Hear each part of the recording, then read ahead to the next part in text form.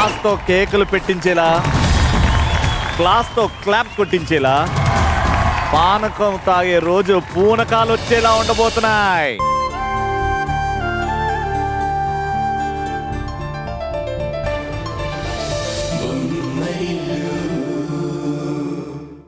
ఇప్పుడు మళ్ళీ ఈ పోలీస్ కేసులు, కోర్టు చుట్టూ తిరగడాలు అంటూ ఎందుకమ్మా దానికి ఇన్ని కష్టాలు? మీరేడవకండి పిన్ని.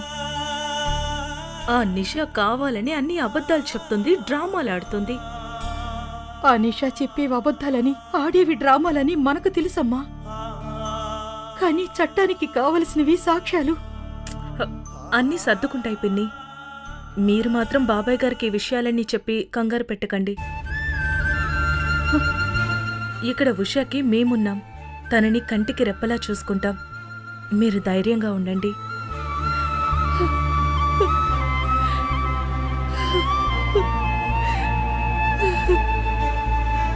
హారిక, అనవసరంగా ఈ విషయాలన్నీ ఉషా వాళ్ళ పేరెంట్స్కి చెప్పి వాళ్ళనెందుకు బాధ పెడుతున్నావు? ఉషా వాళ్ళ నాన్నగారి ఆరోగ్య పరిస్థితి కూడా బాలేదని నీకు తెలుసు కదా. అది కాదు తరుణ్, కిరణ్ విషయంలో నాకు బాధ ఉండదా? ఆ బాధనే వాళ్ళతో పంచుకున్నాను. హారిక, ఇప్పుడు నువ్వు బాధపడినంత మాత్రాన, లేదా ఉషా వాళ్ళ పేరెంట్స్కి నువ్వు ఫోన్ చేసి చెప్పినంత మాత్రాన సమస్య పరిష్కారం కాదు. సమస్య సంగతి తర్వాత తరుణ్, ముందు నా ప్రశ్నలకి నువ్వు సమాధానం చెప్పు. ఏంటా ప్రశ్నలు? రేపు కోర్టుకెళ్ళాక కిరణ్కి శిక్ష పడుతుందా? నిజంగా తను జైలుకి వెళ్లాల్సొస్తుందా? చూడు హారిక, చట్టం ముందు భావోద్వేగాలకి విలువ ఉండదు. కేవలం ఆధారాలకే విలువ ఉంటుంది. నిషాని కిరణ్ మోసం చేశాడని, తనని గర్భవతిని చేశాడని, పెళ్లి చేసుకోమని అడిగితే చంపాలని చూస్తున్నాడని కంప్లైంట్ ఇచ్చింది. ఒకవేళ కిరణ్ తనని తాను నిర్దోషి అని నిరూపించుకోలేకపోతే వాడికి శిక్ష పడ్డం ఖాయం. మరి ఆ నిషాకి పుట్టబోయే బిడ్డ సంగతేంటి? హారిక, ప్రస్తుతానికి ఇవి అనవసరమైన ప్రశ్నలు. వీటికిప్పుడు నేను జవాబు చెప్పలేను. తరుణ్, అసలు నువ్వెప్పుడు డ్యూటీలో జాయిన్ అవుతావు? ఆ నిషా లాంటి వాళ్ళు కేసులు వేసి బెదిరిస్తుంటే నువ్వు కేవలం ఒక సామాన్యులా నిలబడి చూడడం నాకు ఎంత బాధగా ఉందో నీకు తెలీదు.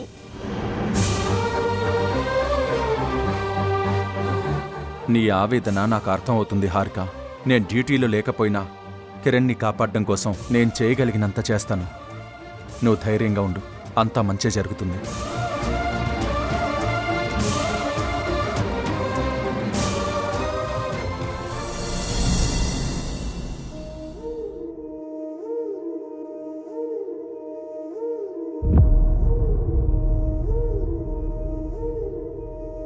ఆ రాక్షసి నిషా ఇంత కిరాతకంగా ఎందుకు ఆలోచిస్తుందో నాకస్సలు అర్థం కావడం లేదు ఉషా. అంతేకాదు, తను పెట్టిన కేసు వల్ల కిరణ్కి శిక్ష పడే అవకాశం ఉందంటున్నారు మీ బావగారు. కేవలం తన పంతం కోసం ఒక మనిషి జీవితంతో ఇలా ఆడుకుంటుంది ఆ నిషా.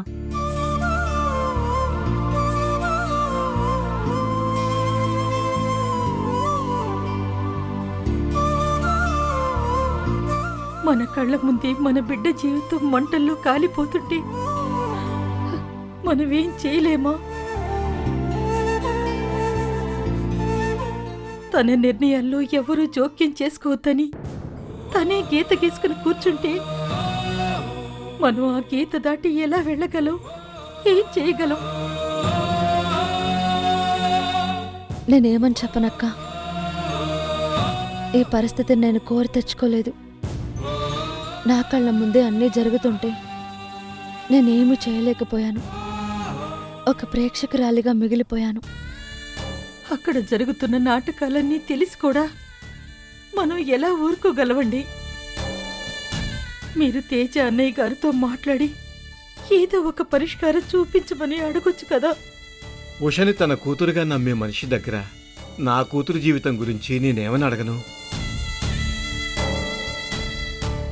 ఇప్పుడు నాకే కష్టం వచ్చినా కన్న కూతురు కంటే ఎక్కువగా చూసుకునే మావయ్య గారు ఉన్నారక్క. నాకు ఆ ధైర్యం చాలు.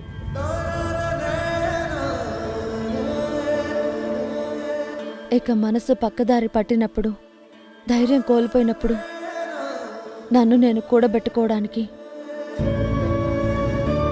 నాకు భగవద్గీత తోడుగా ఉంది.